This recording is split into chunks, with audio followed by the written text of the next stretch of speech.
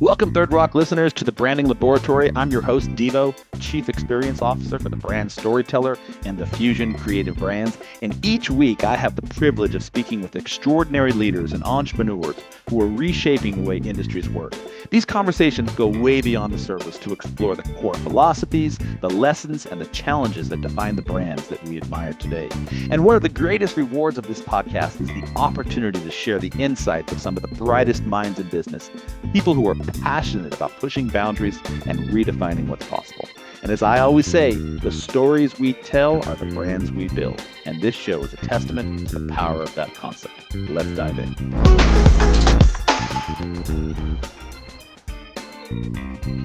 On today's episode of the Branding Laboratory, I'm going to be diving deep with Rachel Allen and Solveig Petch. They are the brilliant minds behind Triple Diamond Design, also known as the Brand Smiths. If you've ever felt that branding was more about the human connection than following a rigid business model, then this conversation will resonate with you. Rachel and Petchy bring a very unique human-first approach to the table, and they're going to challenge the conventional rules with a philosophy of slow marketing. They're going to take us on a journey of meeting and joining forces and how they met, and discuss how their personal leadership styles impact the work they do. And we're going to unpack the concept of niching down versus becoming the niche, which is something I'm working on right now for my business. We're going to explore how they define success beyond traditional metrics, which mean a lot to a lot of people, but nothing to some, and how we can use personal growth as a compass in both business and life. There's a lot of things we're going to hit on this hour or so episode today, and I'm really excited for you to hear what they both have to say. Get ready for a conversation packed with wisdom, some warmth, and some unconventional strategies. And I have to say, I caught them on a couple of speed bumps, but they recoiled and came out shining and swinging like true entrepreneurs, CEOs. So stick around, enjoy the episode. I'll see you on the other side. So Rachel and Solveig work with their clients to build brands that resonate deeply and endure the last of time, so building legacies. So I'm really excited to dive into some conversations. I'm going to change, we were talking in the green room beforehand, I'm going to change up the format just a little bit from a typical show, to accommodate two people, but I experimented with this sort of philosophy and approach on a previous show, and I really liked where it went. We're going to break this down into three different sections, get into the know the two of you, and just understand who you are and why we should be listening to you. Most of my listeners are entrepreneurs, so what value do you bring to the table? And then we're going to talk about your origin story. How did you get into the world you're in? And then at the end of the show, just really what you're doing as a business to create this concept of raving fans. That's what we're going to do today, and I hope you like it. Thanks for joining. I'm Deevo. I'm your host, and let's just jump right in, ladies. Is that cool? Sounds great. Go ahead. All right, so as brand smiths, which I like that term, tell me a little bit about what you're doing differently that's setting you apart from others in the branding industry, because we play in the same sandbox. So why are you uniquely you and different from what I do, as an example? So we had asked this a lot, actually, and the answer is everything. We have both been involved separately in the world of brand development and copywriting and narrative for, 30, 40 years combined experience. And then we came together and thought, you know what, we really love some parts of this industry. And there are also things that happen a lot that we just aren't here for. So we decided to build a business that deliberately went against the grain. We're doing the opposite of all the internet success tips. We're deliberately not scaling. We're deliberately marketing slowly. We're deliberately taking a human first approach to our branding because we find that's what a legacy brand actually needs. And frankly, we're all tired of the hustle. I think you said it beautifully, Rachel. I just want to chime in. When you wrote, a lot of agencies use big words, that kind of clicked with me because, yeah, we've seen what comes out the other end and we're just not that impressed, to be honest. Yeah, we're not looking to make a fancy PowerPoint for you. We want a brand that does what it needs to do. Yeah, I totally feel that. That really hits me deep at the core. And if I may for a second digress, I got into this business because I had hired branding agencies for my company. I've had a couple of companies before this. I hired marketing agencies. And in every situation, they were reputable and they're great. They do what they do. I'm not denigrating what they are. But I didn't want to fit into the mold of everyone else. I didn't want to sound like everyone else. I didn't want to use these grandiose colloquialisms and jargons and these empty filled buckets of promises. And I just felt like as they were building me, I was just literally becoming what everyone else was doing. And I was like, dude, you clearly didn't take any time to get to know who I am because I am completely different. And my tagline is when others zig, I zag. That should pretty much cover the gamut of what I'm talking about here. And they didn't even pick up on that sort of stuff. And so I really appreciate that space. So in terms of building this, wait, how did the two of you meet? Let me get to that for a second. How'd you guys come across each other? Yeah, we've known each other on the internet for a few years and we've come across each other as circles have crossed, and we ended up having the same clients and sharing clients. And then once we'd done it once, we just both looked at each other and went, we should do this again because this was really good. Because we realized that once we got both of our brains into the same room alongside with a client, what happened was it felt like magic. It wasn't magic, but it felt like magic because we have a lot of overlap in the way that we think strategically. But then Rachel's sort of copy-based, marketing-based approach, it just fitted so beautifully in with my more sort of visual and brand strategy part of things. And so we ended up exploring that more and more, and here we are.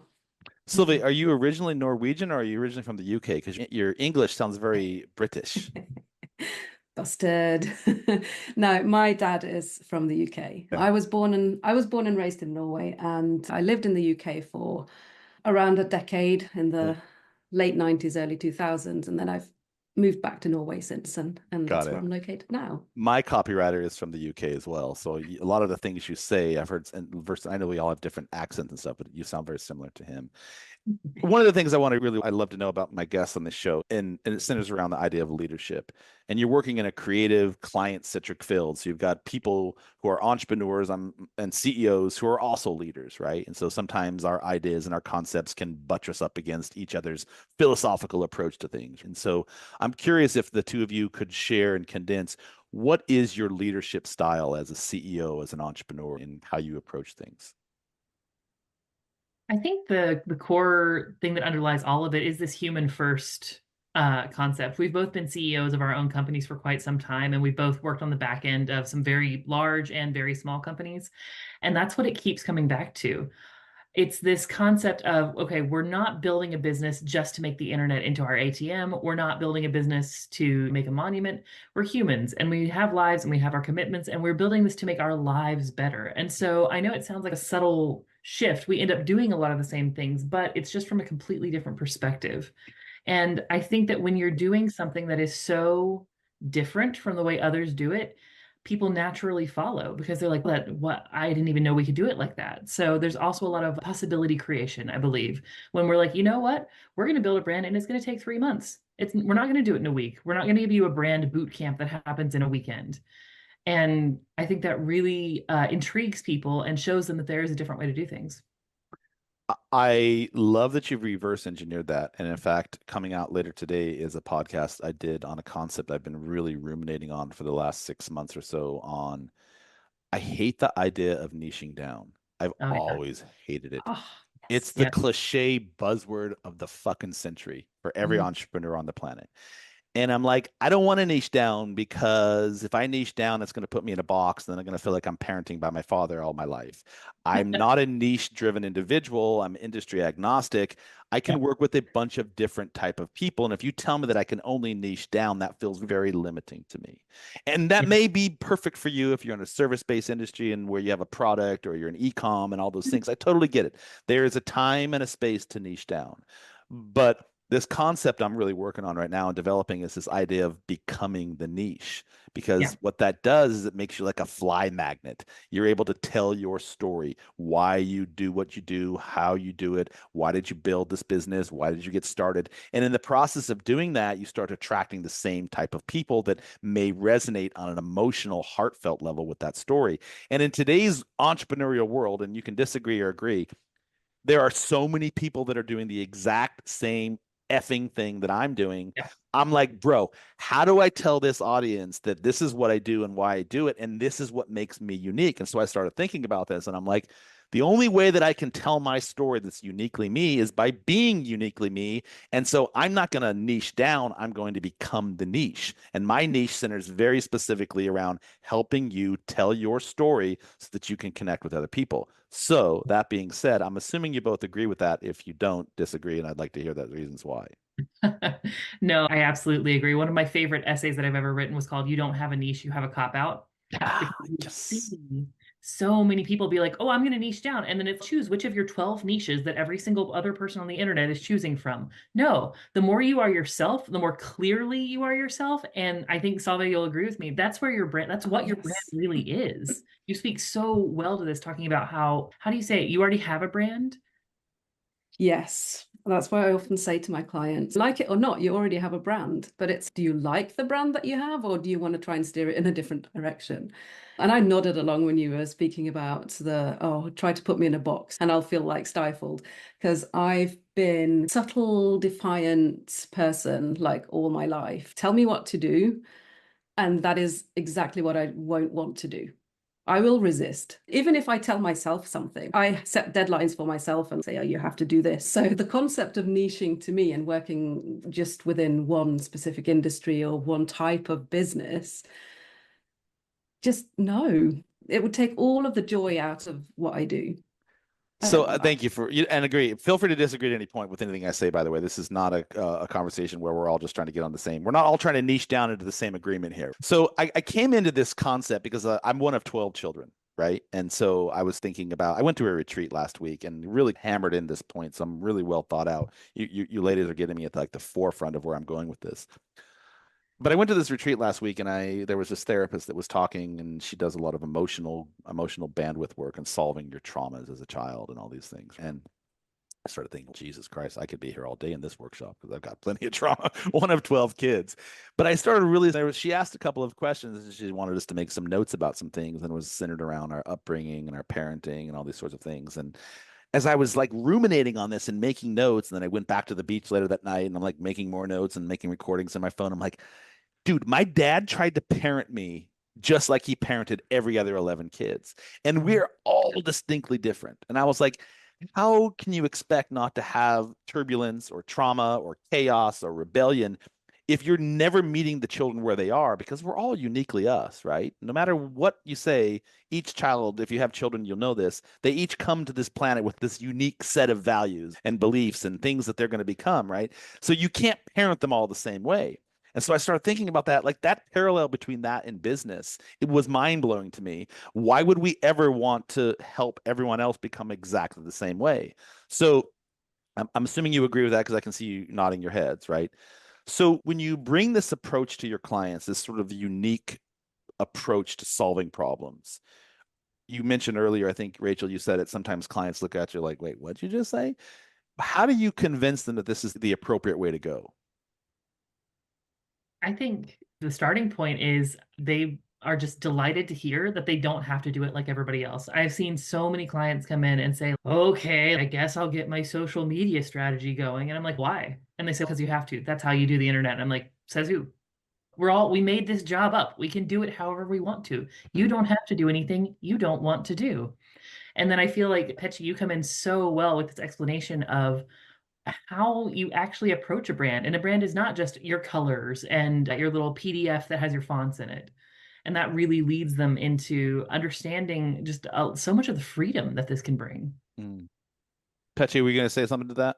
Yeah, I think we've both experienced, both Rachel and I, clients that have come to us and they've worked with big agencies before, and they come to us and they've shown us what these bigger agencies have done and the processes that they've put them through. And we're just like, what? You paid what for this? um, and so our sort of reasoning for doing things differently is that we don't want to con people. And I think once people resonate with us, they realize that we're going to be different. We don't need to convince them because they've already gotten to know us as humans. And so they know that they can trust us to do things in the best way for their brand, not for every other brand, but for their brand. Mm.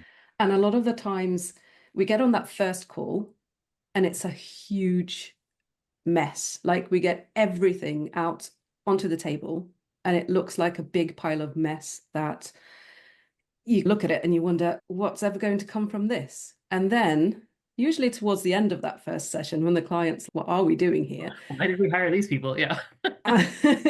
That's when things start to come together and we start to get those little golden nuggets of wisdom that come from not just Rachel and I, but mostly from the clients, actually, because they already know their brand from inside out and they've got everything they need inside of them. And we're helping them express it. We're helping them refine things. And I think that's a way of doing things that I certainly never got to experience when I was in corporate or when I was running my other previous design agency. You said you don't want to con people. It's funny when you do take that approach, and I'm going to keep on this topic of niching down, you almost talk people into conning themselves because they're creating a version of themselves that isn't necessarily philosophically value driven based upon what they actually want to offer. They're doing something based upon what they think they're supposed to offer. So in terms of your upbringing and your journey and how you got to where you are today, do you look back sometimes and think, and I heard Petchy, you say you were always a troublemaker. Rachel, I don't know if you were as well, but when you look back at those moments where you were disturbing and causing chaos for your family or whatever it is that you've done along your route, can you pinpoint specific areas that were like, that was one of the epiphanies I had, or this was one of the turning points that I had that brought me to where I am today? Yeah, there is one thing in particular, and that is it goes back to the agency that I co-founded back in 2008, I think it was. I'm aging myself now. Because I co-founded it along with a colleague and we ran it together for 7 years, but I never felt like I was the owner of that company. And we had a pretty nasty exit situation there where I kind of didn't have a choice but to leave. And I realized then that I've got to start over and I'm going to do it my way this time because I was so used to living up to other people's expectations of what I was supposed to be or behave, like how I was meant to be professional and what everybody else dictated that was. And I just felt like this is my chance now to literally just burn it all down and start over. And that was a pivotal moment because it was really scary. I was in a situation where I was asked to either, they wanted me to sell my shares back to the company, but they wanted me to still work for the company. And so I had to make the decision, do I just like compromise all of my values and all of my integrity and just suck it up and work for them? Or do I just say, no, sod this, screw you? And I chose, it was hard and it was scary. And I chose the latter. And I think looking back, it was actually good because I wasn't really ever happy in that role. So that's a pivotal moment to where I am today. I guess you could say that. Rachel, thank you for sharing that, Petchy. Hey, we're like fast friends already because I just adopted what Rachel's calling you. Just went rolled in with Petchy. Yeah. Rachel, what about you? What were some of those moments that defined when you look back now and think, here's where I am today? What were some of those pivotal moments for you that kind of changed or altered the trajectory of where you were going to where you are? I think for me, the pivotal moment I always come back to, I was raised in extremely rural North Carolina, one of the only people in my family on any side to ever go to college. And I had this plan and I was going to work for NPR and I was going to travel the world and blah, blah, blah. And then, of course, I graduated into the '08 recession and no one was hiring for anybody, and especially not journalists in rural North Carolina. I decided to move to Hong Kong because that makes sense when you are 22 and don't know that things like work visas are a thing. So I moved to Hong Kong, didn't have a work visa, had about $200 in my bank account and had to make rent for the next month. And so I started Googling like how to make money online because it's 2008. That's what you do. And I came across this job, this thing called copywriting. And I was like, huh, I don't know, I could probably do that. And I gave it a try, and turns out that I could do it. And I really enjoyed it. And it completely changed the trajectory of where I thought I was going. I don't work for a media outlet.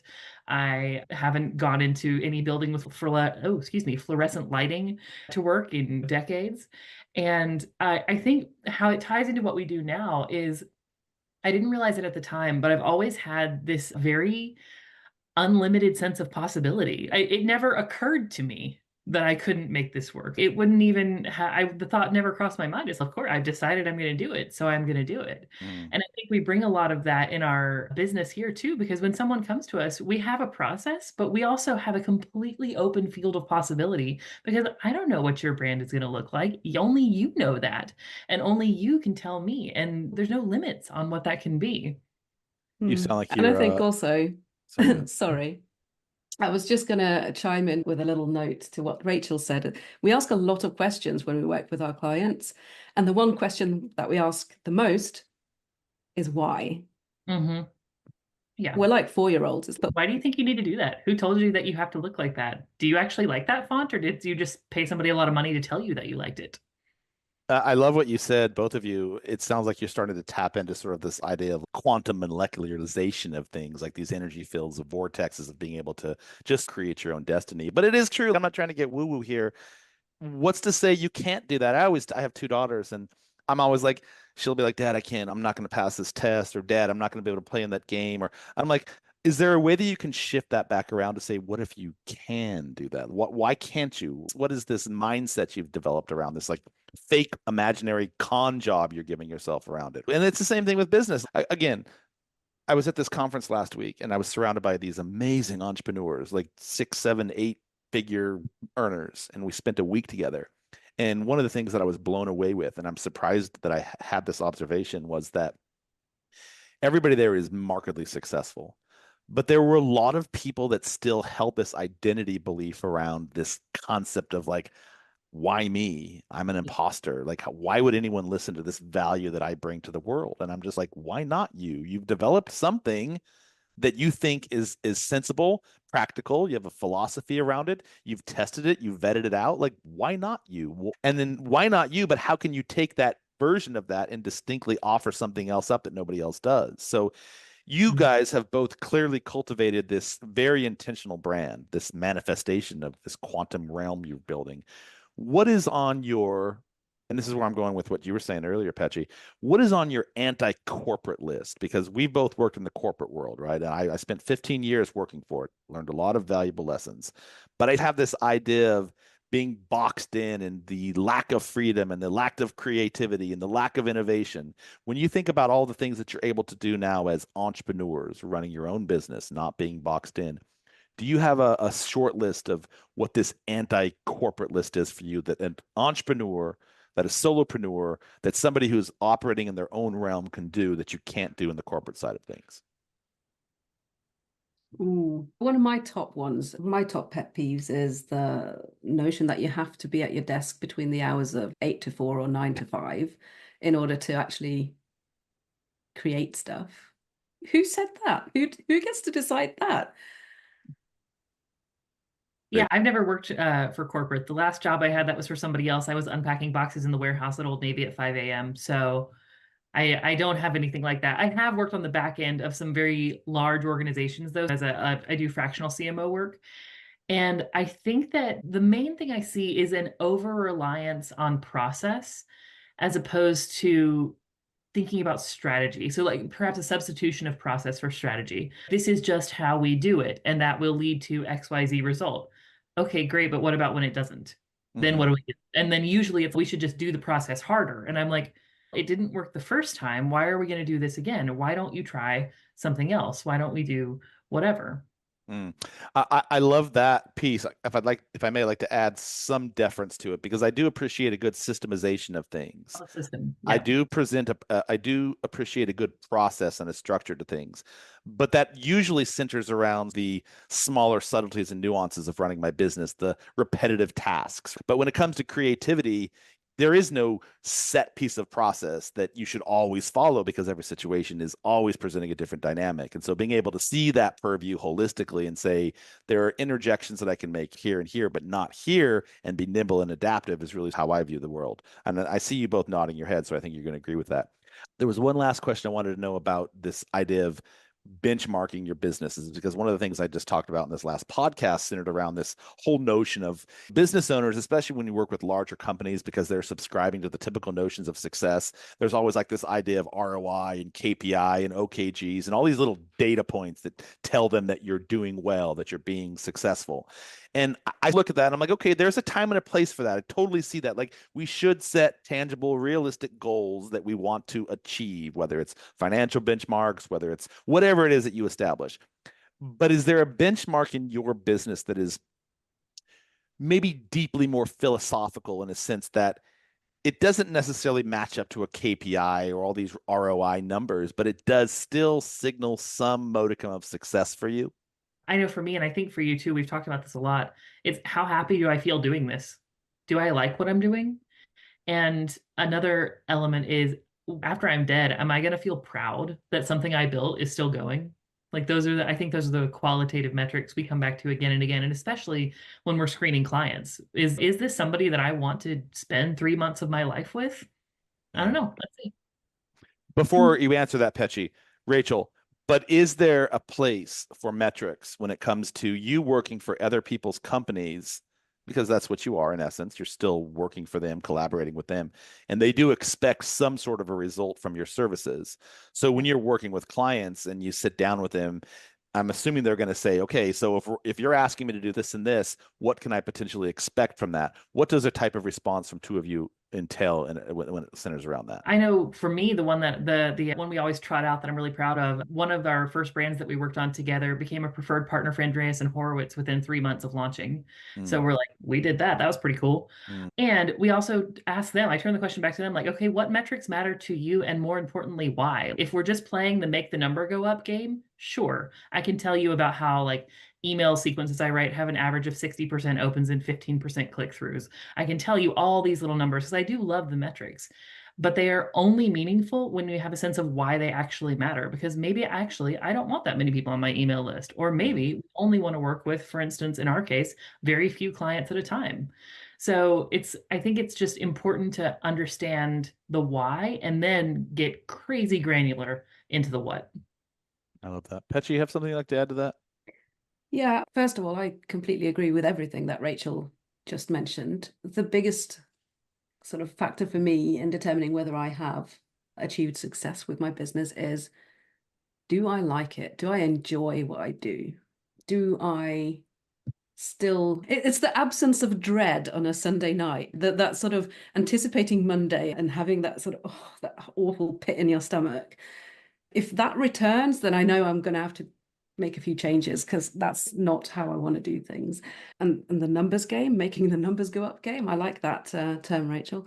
I had a bit of an epiphany quite early on in the journey that we had with my former agency, actually, because we were a part of a business accelerator program, Mm-hmm. and all of the other businesses were much bigger than us. They had a lot of money coming in, so that their revenue was very high, and they were talking about these numbers, throwing them about the room, and we were just like feeling small because we were like at a tenth of what they were making. And then came the time to look at the bottom line. They were running at a loss, and they had been for 3 years solid. We'd been making a profit for the 3 years that we'd been running. And I think that's also something that I really try to instill in my clients is, you've got to know the difference between revenue and profit. Because you can be making a heck of a lot of money and still not have very much to show for it at the end of the day. So that's one of my key metrics as well. I'm going to go backwards in a second and unpack a few things I heard you say that really resonated with me. But if you may, for a second, define the difference between revenue and profit. Obviously, revenue is everything that you're bringing in, but then Don't you've tell got me, business expenses. don't give me the book of economics. I want to know No. what you really believe that to mean. Oh, now you're asking me a difficult question. But to me, it's okay. So I can make 1 million and be left with just enough to live off of. And on surface level, that looks pretty. Like, people are going to be impressed. Oh, she's got a 7-figure business. Look at her. She's really successful. But at the end of the day, if that $1 million that I've brought in does not make me happy, or there's not enough left of it at the end of the month to pay my bills and to live a life that is meaningful to me. And what's it all worth? Right. So then I want to go back to something you said earlier, and it centers around this whole idea of happiness. And this kind of draws back to revenue versus profit explanation you just gave me. When I think of happiness, I think of a very nebulous term because that means different things for different people, right? When I think of happiness, I reframe it around the idea of fulfillment.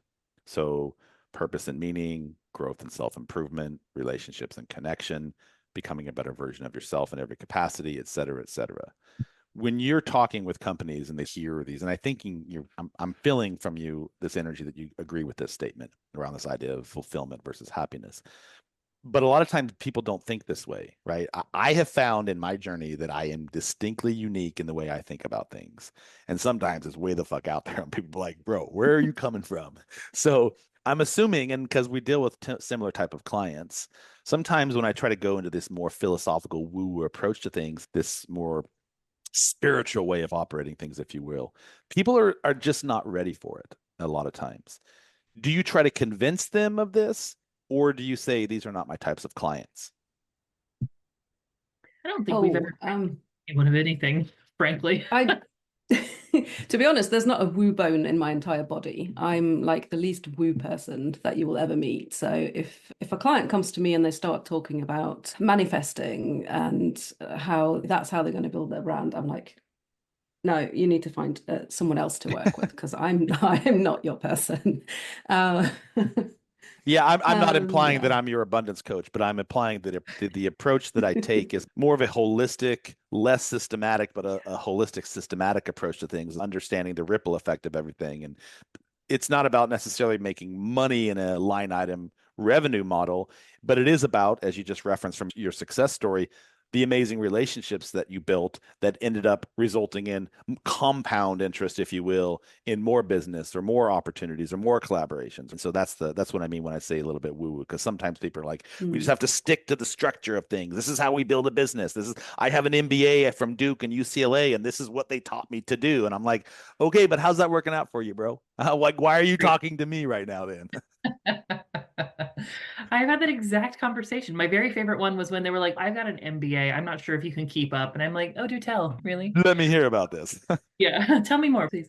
But no, I think that we're very fortunate and I think actually deliberate as well in that we tend to attract the people, even if they're in more traditional industries, they're in like the skunk works of their industry, right?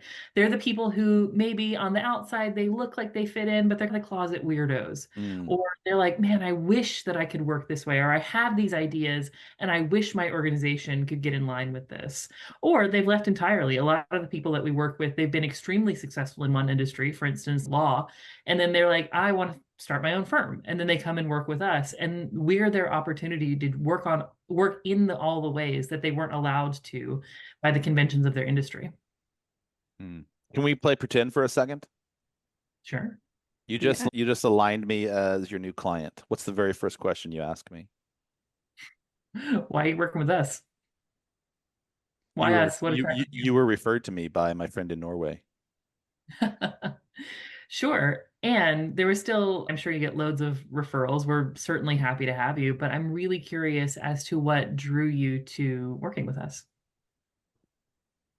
I really liked your nonsensical approach that was the anti-corporate viewpoint of things. But I'm really struggling with figuring out who I am and what I really want to give to the world. Mm. I think you should talk to Petchy. She's fantastic at starting that conversation. I'm waiting, Petchy. I don't really know how to take the conversation on from that, to be honest. Allow me a couple of seconds to compose my thoughts. While you're composing your thoughts, can I clarify something that I heard you say about this revenue profit thing? Because I agreed with what you said. And the reason I ask this question is I'm reading this really cool book by Thomas Sowell right now. If you've never read any Thomas Sowell, please pick him up. Tells you the things they don't teach you or share with you about the economy. But revenue is about how much money flows in. And I heard you say that, Petchy. And profit is about how well the business keeps and grows that money, right? So that's how I see the two.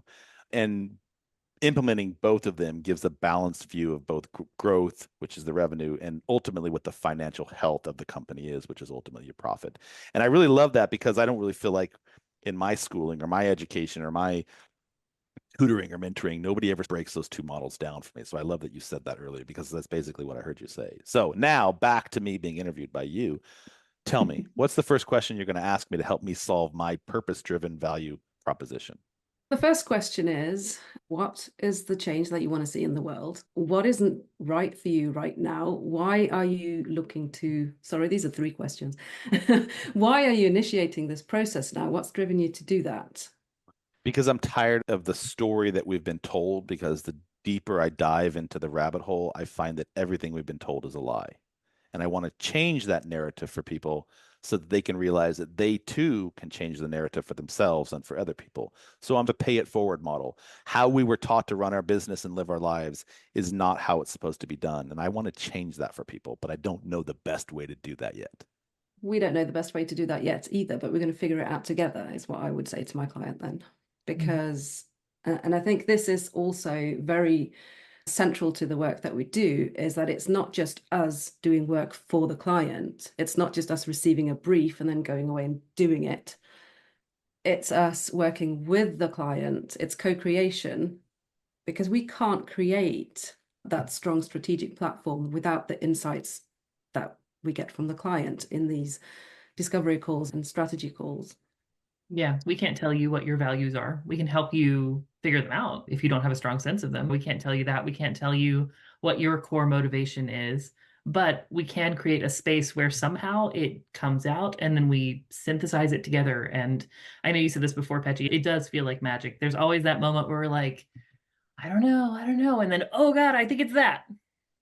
So what I'm hearing you say is there is a process that you have, there is a system that you have in place that helps draw out whatever this narrative is that you're trying to extract from me, but you just don't really know what that is yet because the conversation hasn't taken place.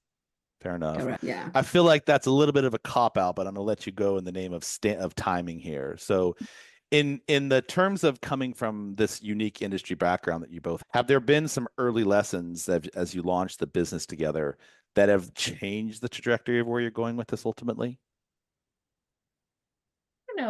Change so much as confirmed. We've done a couple experiments. We thought initially we might want to do some marketing via LinkedIn Lives, and then we realized we just weren't enjoying them. Like it was fine, but it And didn't. also trying to coordinate Time zones. two different time zones. That's a whole different story, Oh trying to yeah. juggle family commitments and time zones. And when it's my evening, it's Rachel's morning. And it just, yeah. So we decided to do something different instead of that live.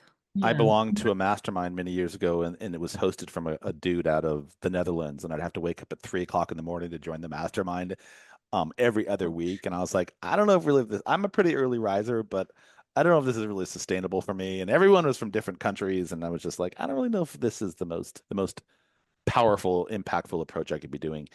You said Yeah. something other, and I want to just go backwards for a second. You talked about LinkedIn. I'm really pleased to hear you say this. I find LinkedIn, and this is going to piss off some of my viewers, but I don't really care. Just get over it, bro. I find LinkedIn to be the most boring application on the freaking planet. Dude, nobody says anything of original value to me. And I'm just like, can somebody please show up with something of significant impact for me that just doesn't center about the latest promotion you got or sharing somebody else's wisdom or insight? It's like, give me some fucking value, man. So that's why I play on Instagram and why I play on Twitter now, because I'm like LinkedIn, and I know I'm going to get in so much trouble for saying this. Please forgive me, all you LinkedIn disciples. But I need LinkedIn to shift to a more creative model for me to be able to be involved in it. Fair to say, or do you disagree? I think it's One starting. question. Oh, go ahead. You go ahead. Are you following or connected with the right people? Because the LinkedIn you're describing is not the LinkedIn I'm experiencing. Then you need to give me a class on LinkedIn connectivity, because I'm relatively new to the LinkedIn space. I've always been an Instagram area for me, and I do generate a lot of business from Instagram. I love Instagram. But no, maybe I'm not. Maybe that's the problem. I don't really know, Petchy. So maybe you can share some insights with me. Who should I be following? There's a lot of interesting people on there. One person who's doing things very differently is a friend of mine called Petra Fisher. She's worth connecting with and following, and she does things a little bit differently How do you spell than the Petrofiscia? majority. Petra, Petra, T-R-A, and then Fisher as in fish, and then E-R. Oh, Fisher. Sorry, I thought you said Yeah, Fisher. Are you on LinkedIn as well, Petchy? I am Are indeed. you doing things It's differently? it's my main platform at the minute, and I'm sharing hot takes and stuff on there because I went the other route. I was on Instagram a lot before, and it was just like I just couldn't do it anymore. It was giving me squirrel brain. So now I just have a static grid of 12 posts up, so it's like a mini website. So people can find me, and I have a presence, and I share some things to stories if I feel like sharing a bit of behind the scenes or what Petchy the person is like, and not just Petchy the brand. But like my main platform at the minute is LinkedIn. I have a Mhm. proposal. I'll teach you how to use Instagram if you teach me how to use LinkedIn. But I don't want to learn how to use Instagram. But I can still help you on LinkedIn. Fair enough. I'll connect with you. I'd love to see what you've got going on. You guys have worked with a lot of startups. I'm assuming is that sort of your niche, right? I hate to use that word, but that's your area. Were there any challenges or very specific triumphs that stand out over the last few years that are truly reflecting the impact that you're making with your clients? Ooh, that's a really good question. So the ones that come to mind for me, I've had two smaller startups that we had some really great successes with that I felt really proud of. One of which is a salon in the UK. It's run by one woman, but she regularly wins awards. They come in second to Harrods, which is the one the Queen goes to or used to go to. It's the UK's only eco-friendly salon. And I made her $20,000 in sales in one day using 3 emails. And that was a really big deal for her and for her bottom line. So I felt really excited about that. And then swinging to the other end of the spectrum, working with bigger startups, maybe like getting in Series B and D. I think that probably our Andreessen client was the biggest one. But in terms of impact with them, what I was really excited about what they were doing is they're actually bringing a different approach to estate planning law, which sounds really boring. But if you actually look into it, it's just they're reaching people at this really terrible time in their lives where something has gone very badly wrong, somebody's died, and they're making that a more humane and easy process for them, all the while winning awards and being fancy and helping people plan what to do with their money. So yeah, it runs the gamut for me. Pesci, how about any lessons that you've learned along the way that have really fomented that this is the reason we are doing what we're doing? We saw this, we overcame it, we learned from it, and we're really like diving headlong into this now. One of the things, like, because I've been working with a lot of startups, I've shifted since to work more with more established people or people who aren't new to business anymore. But one of the things that I've learned from working with the smaller ones is that they need the support to get the confidence to actually get their thing out there and be successful because they've perhaps never done things before, like they've never run a business before. And then to see the pride and the confidence in their eyes as we create this whole brand and launch it out into the world, and then their confidence, it just grows steadily. And then, for instance, I have one client who's local to me. It's just a one-woman show. She used to be a teacher, and now she produces craft apple cider, like really fancy. She started off really small. She didn't have a lot of equipment. She didn't have a huge apple orchard, but she's grown it steadily. She got some funding based off of like the branding work that we did. She was taken seriously, and now she's in Michelin restaurants. She's winning awards. And when she was just starting out, I think what she needed more than anything was just that little confidence boost and that the pride that you get from seeing your vision come to life through somebody else's lens. And I think that's what we do. Like we see people's vision, and then we have to translate it somehow into something that reflects that vision Mhm. so that they can feel that this is them, but like just better than what they could have done themselves.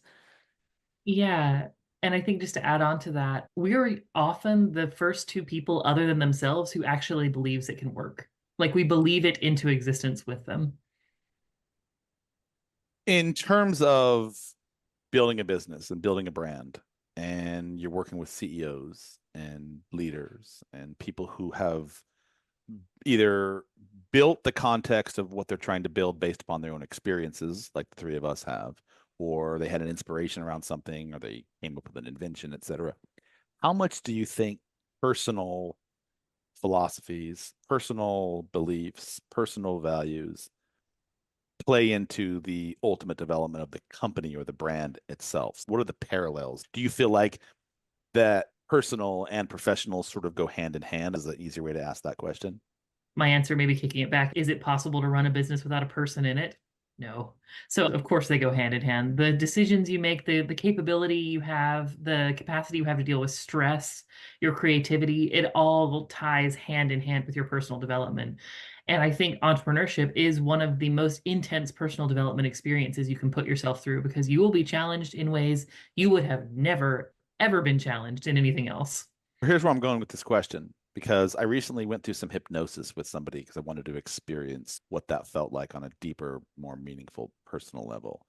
And in the hypnosis, it became apparent to me that some of the struggles that I had with on a personal level were also transposing themselves or creating themselves on a professional level. So I started thinking about, this is a bit ago. So I started thinking about, okay, so if I'm creating some of my beliefs and I'm morphing those into how I run my business, but I haven't taken the time to personally deal with my traumas, that means I haven't taken the time to personally deal with my traumas and how they relate to others or whatever it is in my business.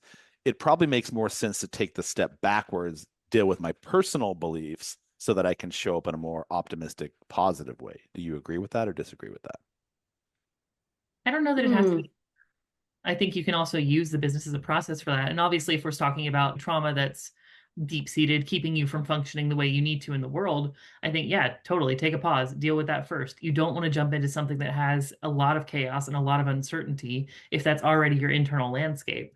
But I do think that entrepreneurship can be a way of actually like leaning into that and dealing with it. I don't, again, yeah, I don't think it has to be a separate process. You were going to say something. Petchy, before you Yeah. answer that, so Rachel, sorry if so I can make sure I understand you correctly. Are you saying that I'm going to use my clients as my guinea pigs to sort out my trauma, or were you saying that no, I should sort out my trauma first? Clarify that. I think we both know that's a bullshit question. Obviously, I thought I heard you say that. I was like, wait a minute, let me go backwards for a second here. no, I'm saying the process of entrepreneurship. We're all responsible for taking care of ourselves. And you can see what happens if you would like to take out your trauma on your clients. I would love to see the results of that. Can you imagine what sort of a business model that looks like?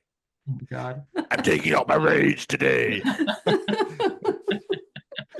All right, Petchy, sorry, But what were you jokes, going to say? yeah, no, jokes aside, though, I think there is actually value to being able to bring some of your lived experiences into the work that you do as well, and not just the positive ones as well, because, and I'm going to get real for a second. I was not a popular child, to say the least. I was bullied throughout all of my primary and secondary school years. And so I got really good at reading people because I was in the Mm, corner, quietly defiant mm, and observing and just scanning the room, reading the people, trying to figure out, okay, are you a safe person? Are you planning to do something nasty to me? What are your intentions?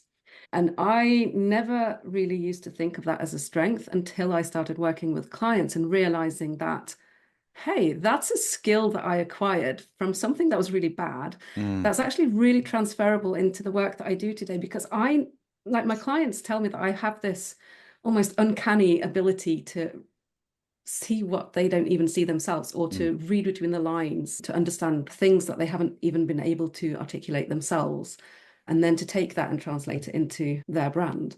And so I'm going to take that crappy experience and I'm going to turn it into gold dust instead and use it for something good. So I don't think that you can separate like your personal development from your brand development at all. And I don't think you should.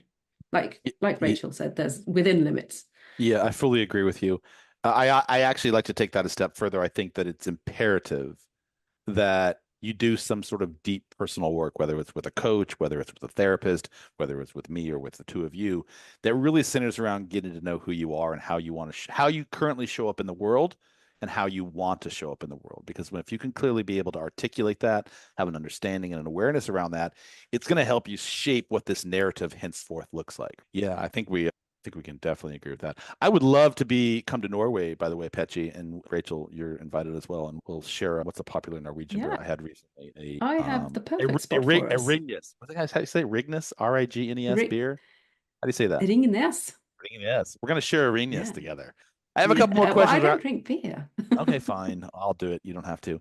A couple more questions. You guys aren't off the hook yet. And I want to move into this final space around creating raving fans. So when you look at your brand messaging and you look at your purpose and you have this North Star and you've clearly articulated the type of people you want to work with, how are you, and I know you're on LinkedIn and you have different ways that you're sharing the message, but if you had to just dumb it down to some one guiding principle, how are you ensuring that your brand message remains genuine, remains part of you, remains clear, remains transparent, and resonant as you continue to try to grow and evolve this business of yours? I think the common denominator is our humanity. Like we are showing up as ourselves. Yes, it's perhaps like a curated version of ourselves, like combined version of ourselves. But at the end of the day, we've not created a brand that is so fundamentally different to who we are as human beings that we have to put on a mask or pretend or just like manufacture this tone of voice that just doesn't sound like us at all. So I think the way that we're showing up as us is ultimately helping us to create those fans that you're talking about. I don't necessarily like to call them fans. I like to call them, I don't know, connections, or because I think that's what we do best, is we connect with people on a human to human level first, and then business is second. Fair enough. I think raving fans still do that for me. The idea of a raving fan for me is just someone that's going to seek your praise and share that message with their audience, with their world, because of the amazing experience they had. So I'm a fan of the two of you. So next time when someone asks, "Hey, can you recommend somebody who would be a really good guest on a show?" I'm like, "Hey, I'm a fan of these two women I had a couple of weeks ago. They're amazing. Like their insights were unique and brilliant and insightful, and they really evoked good conversation. So I'm a fan, and we are a connection. So that's Blushing now. in terms of feedback, I love feedback. I hate feedback and I love feedback because like we're human, right? And my ego gets in the way. I don't want to hear your bullshit, man. Did it work or not work? All right, wait, okay, hold on. I only want to hear good stories. But no, truthfully speaking, I love feedback, and I've gotten some negative feedback from time to time. Not very often. I like to throw that in there, brush on the shoulder. Pretty good about my reviews, but from time to time, I have gotten some feedback that really made me stop and think about how I was showing up as a business leader, as a CEO, as a collaborator, etc. And initially, it made me bristle, right? Yeah, man, who are you to tell me that my process is wrong? Whatever, right? Let's just theoretically make up some stuff. How do you handle feedback in general, but more specifically, how do you handle negative feedback? It depends on how it's delivered. Yeah. That's me right there, Betty. Like, is your diplomacy, what's your diplomacy KPI? Yeah, so I think same, obviously. I think everyone that I've talked to has agreed these past couple years in the online space have been pretty chaotic. I think people are going through a lot. I think people's emotions are right up under the surface. And so there's been a lot more caretaking of clients that's been required, I think, in our industries. And for me, I have some very clear lines of what I will accept and what I won't accept. And what I will accept is feedback. What I won't accept is a personal attack or something where it's just genuinely venting at me because they're mad about something else in their life. And I have that built into my contract. I have, okay, here's how we're going to talk to each other because we are humans and I require the respect of someone I'm working with on a baseline level. So somebody comes at me like screaming, swearing, anything like that. And I'm like, all right, you need to back that shit down. And then you can tell me what you're so mad about. And I'll see if it has anything to do with me. Sure. If it's actual just negative feedback of, you know what, I really didn't like this. I don't like the way you wrote it. I think it's wrong. I'm like, cool, excellent. Tell me why. Let's talk through it. Let's get to yes here. I also think it matters who the feedback is from. Is this feedback or criticism or whatever it is coming from someone who matters, or can you just brush it off because their opinion isn't really valid in this point? If my mum told me that she doesn't like my podcast, like, sorry, mum, my podcast isn't for you. It wasn't intended for you. Of course you don't like it. If your mom doesn't like this podcast, you turn her over to me. I'm going to handle that one. I was talking specifically about my podcast, but no, I heard you. I'm saying, but if your mom says she doesn't like this podcast, between the three of us, I'm going to handle that conversation for her. Our clients sometimes Good. forget that we are collaborators with them, and that's perception is reality. And so that's our purview on it. I view my engagement with you as a collaboration. I don't work for you, I'm working with you. And that is my language, but oftentimes it's on the 30,000 altitude viewpoint. It looks like we are still working for somebody else. How do you maintain the idea of collaboration versus serving other people in a capacity where you're working for them, especially when a client starts to take advantage of situations and doesn't view that so much as a collaboration? I think, again, and you can let me know how this has been for you, Petchy, but I think in the past few years have been a real masterclass for me in boundaries of saying, cool, all right, you've done that, and I am not okay with that. In fact, that's a breach of your contract. And I'll say very neutral language, like I'm not trying to pick a fight, just nope, we're not doing that. And then we can either redirect or we won't, and they stop working with me, and that's fine. But I think in terms of people treating it like there's some sort of power imbalance, I haven't really experienced that. And I think that's because of the way that we go into our conversations with prospective clients as well. If someone comes in and they're like, do me a brand this weekend, and I'm like, cool, go find somebody on Fiverr. Like, we're not doing that. Do me a brand. Yeah. I love that. No, it's much the same for me. And I find that the better I am at setting boundaries, like around the work that I do and with clients, and set clear expectations right from the word go, or even before someone becomes a client, they need to know how I work. And they need to know that I have a process, and they need to trust me. I need to know that a client will trust me, and because otherwise I won't be able to do a good job for them. Mm. And so when I communicate that before even taking on that client, I find that problem goes away on its own. I don't need to deal with it because I make it clear that I am not an order taker. I have skills that my client doesn't have, and that's exactly why they're hiring me. Mm. So they need to just trust me and trust my process that I've honed over 22 years of doing this, enough to just like let me do my job. And if there are things that we disagree on, we can talk about them as adults, and then maybe we'll meet in the middle, or maybe you will see that what I had proposed was the best solution, but you didn't understand it, and now you do. Mm-hmm. So I think what Rachel said about setting boundaries and making sure that everyone has expectations all managed beforehand eliminates most of that. Yeah. In terms of closing off the show, and I really appreciate all your feedback, by the way. It's been very insightful, uniquely answered, and shows that the breadth of your work is being delivered in how you respond to stuff. So I really appreciate that. But in terms of looking forward and where you are today and building this business that resonates and stands the test of time or through your exit strategy, whatever it is, if you had to distill that down to just a few things that you're doing right now to really build this business henceforth, what does that look like for you?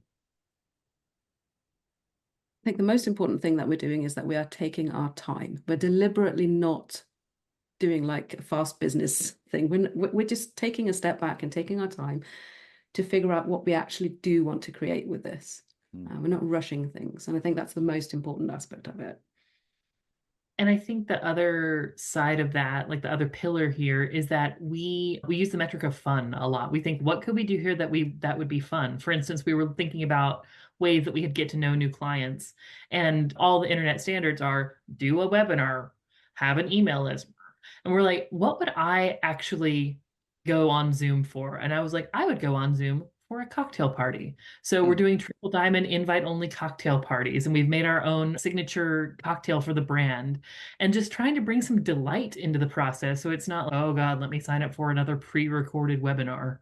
And what are we going to be doing on this when I show up to this cocktail party Zoom? And I better get an invitation. Obviously.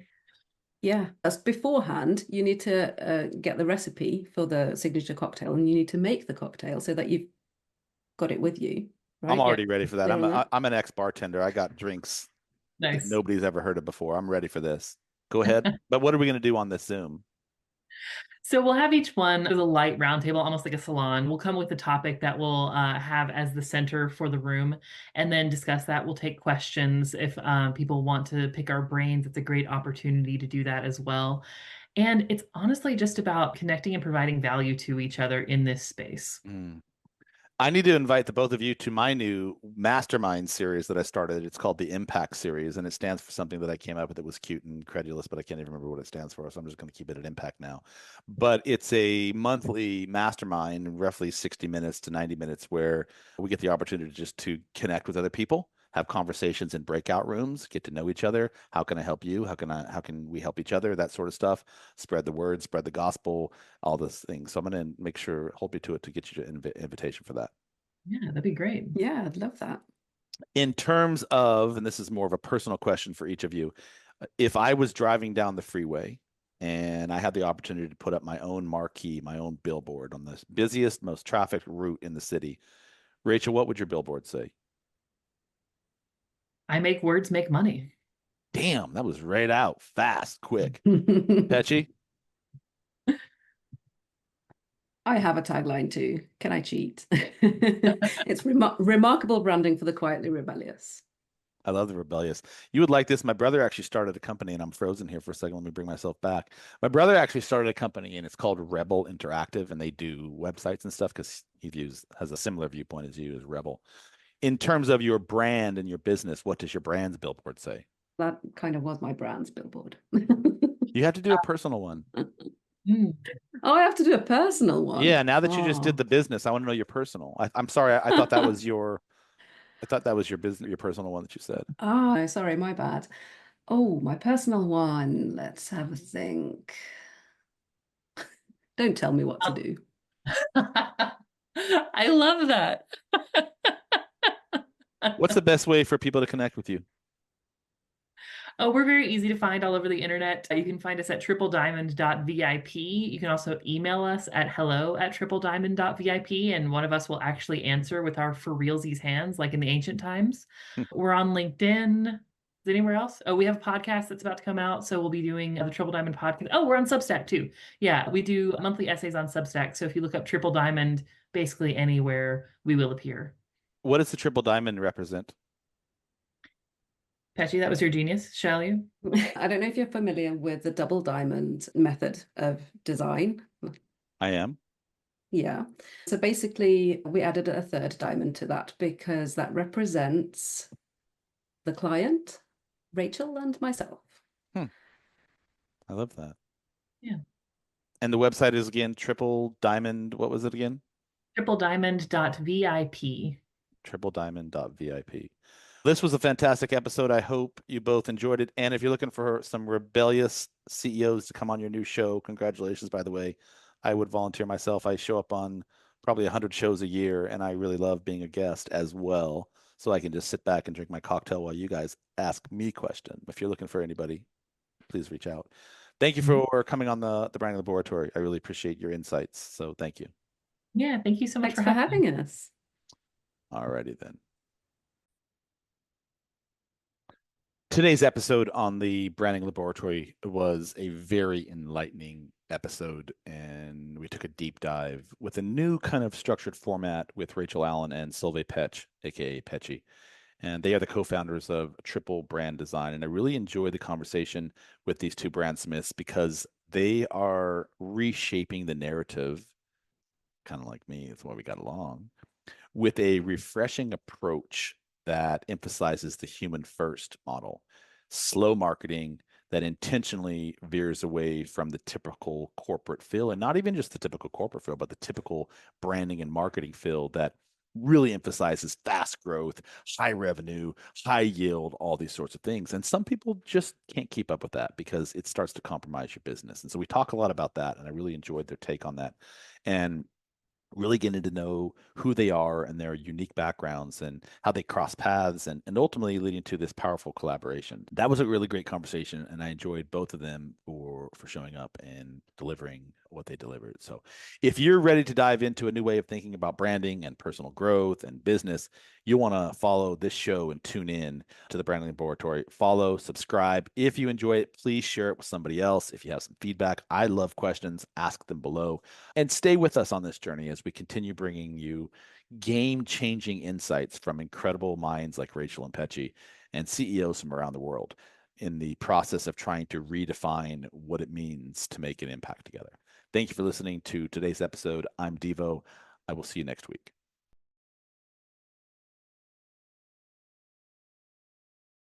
Thanks for tuning in to the Branding Laboratory. If you enjoyed today's episode, be sure to subscribe and leave a review. Connect with us on social media for more branding tips and insights. And remember, your story matters. Until next time, keep building and sharing your unique brand story. I'll see you soon.